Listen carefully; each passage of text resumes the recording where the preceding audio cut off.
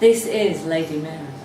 Lady Mary was quite the wonder of her county. Well, she was beautiful. She lived in the great house with her 7 strong brothers. But more than that, she could outride, outshoot and outhunt anyone in her country. And so it was not terribly surprising that her brothers wanted to marry her off as soon as possible. But Lady Mary, she was having none of it. She declared to all, Not bally likely. and she said she would never marry unless they could. Outride, outhunt, and outshoot me. And many a young man tried, and occasionally they could outshoot her. And 1 or 2 could outhunt her, but none could do all of them. And so Lady Mary felt herself quite safe. That is, until Mr. Renard came by, with his fascinating ways and easy charm. He was, in Lady Mary's very words, Quite a charmer. and what was more, he could outride, he could outshoot, and he could outhunt her. And so it was. Lady Mary found herself, long before she meant to, Bally engaged. and on her finger there was a strange ring, made out of diamonds in the shape of a cross. But like many prospective brides, perhaps, Lady Mary suddenly started to wonder, What exactly? I mean, how much do I know about this man? And where does he go in the evenings? and when she thought of that, she looked up in this blue sky, and there seemed to be clouds, and the clouds seemed to have formed letters, and the letters said, Be bold. and she thought to herself, Why, I am bold. so she determined to follow them. But you know what it is with weddings. It was close at hand, her brothers thought of that. And what with one thing and another, she did not get away, not until the very eve of her wedding. And then taking her courage in both her hands, she saddled up a grey mare.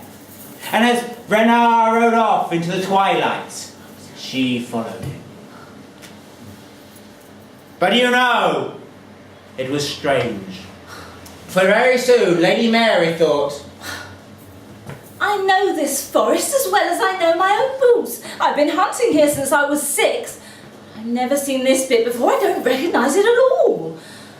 and what was stranger yet, Well, it seems to be some sort of perpetual twilight. The light's not changing. It's neither afternoon nor evening. How peculiar. and what was even stranger, was Renard. He seems to be flickering in and out of existence, sort of, well, just like a shadow or something. How odd. How long this went on, Lady Mary could not say. She strode on and on and on into the perpetual twilight, until at last, when Renard was quite a shadow, he came to a hedge, and he went through a gate in the hedge. And soon Lady Mary went up to the gate, and over the gate she read, Be bold. and she thought to herself, Why, I am bold. and she went inside.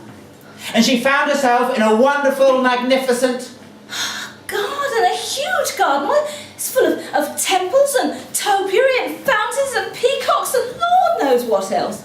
and a mile or so across the valley, there was a great house. And Lady Mary went to it as fast as she could. She went up the many broad stairs, looked up at the door, and over the lintel she read, Be bold, but not too bold. and she thought to herself, Why, I am bold. and she went inside. And the rooms she found were, in her very words, Oh, wow, extravagance incarnate. I can't believe it. I've never seen anything like it. I thought our house was something, but marble pillars everywhere, gilding, goodness knows what. Look at these carpets, they're ankle deep. and she went from room to room in the downstairs of the great Wow. house. And each room was plusher than the last. Lord. But you know, as she went on and on and on, 2 strange things struck her. The first was, There's nobody here, not a sign of any servants or anything, nobody here at all. but what was stranger and really started to nag at her, There's no kitchen. Where does the man eat? at last she came back to the great cantilevered staircase. She went up, and the first door she went in, as chance would have it, was the master bedroom. Oh, wow. Oh, I've never seen so many red drapes in all my born days. And that bed, it must sleep 14. It's like the great werebear.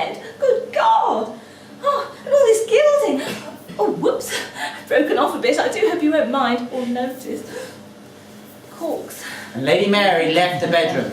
And then she went to all the other rooms upstairs. And you know, it was strange. They were all stripped to the boards. They were bare. How odd! That is until she came to the great double doors at the end of the long, long corridor. Oh. And over next to the great double doors, there was a mighty chest. And Lady Mary looked at the chest, and she suddenly realised something. Oh, how macabre! It's in the shape of a coffin! Oh! She opened it up, and she looked inside. Bones! Hundreds of them! Can't tell what of, they're all shattered. Ooh. And then she looked at the great double doors. Be bold, but not too bold, lest your heart grow cold. And she thought to herself, My blood runs pretty hot. and she threw open the doors. And there her blood went cold, because she had found her kitchen.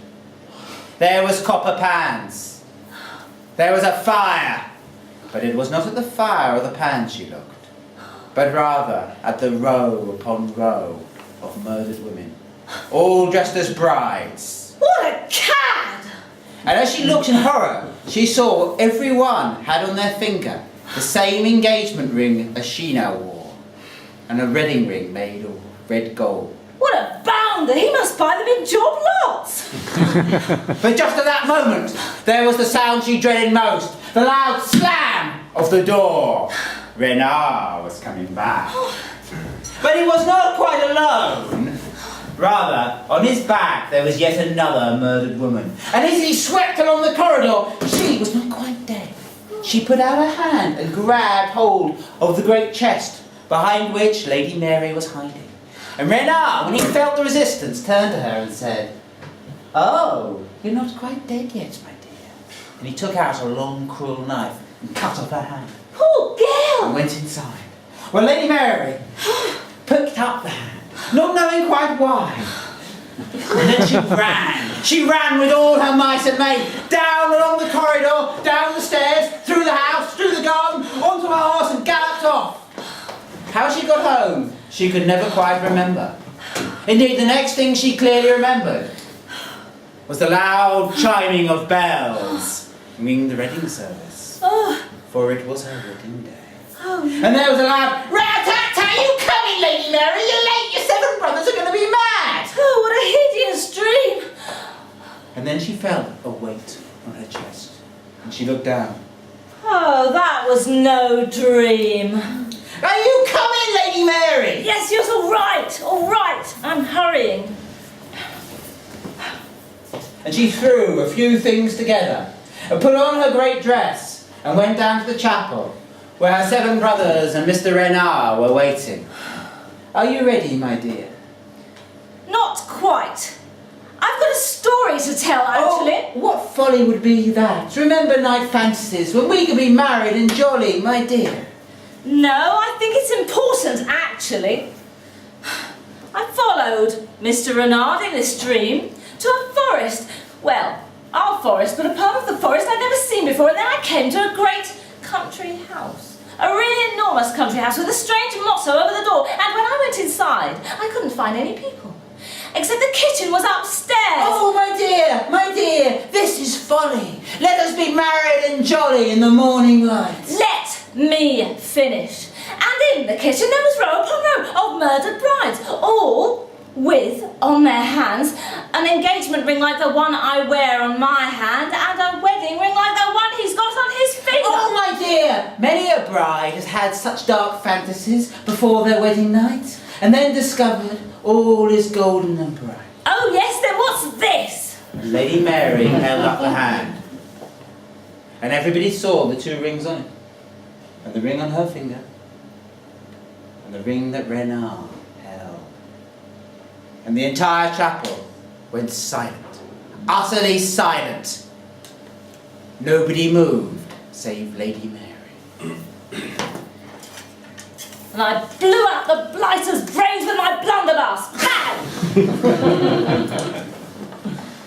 And so it was that Lady Mary avoided marriage that time.